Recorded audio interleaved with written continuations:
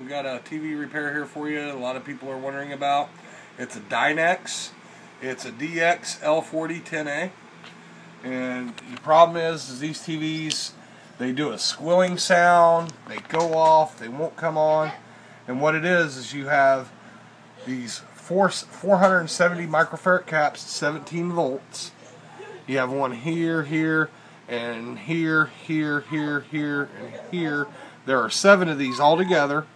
You replace the 470s at 16 volts, and that will cure the problem with this TV. We've just did it to this one, turned it back on. It's working perfect now. For a lot of you people that have this Dynex TV and don't know what's wrong with it, and you want to get it fixed, that's the simplest way to get it going. Don't spend a bunch of money on boards. Just grab you 7 470 microfarad caps at 16 volt. Replace the caps, and you'll be back up and running. Have a good one.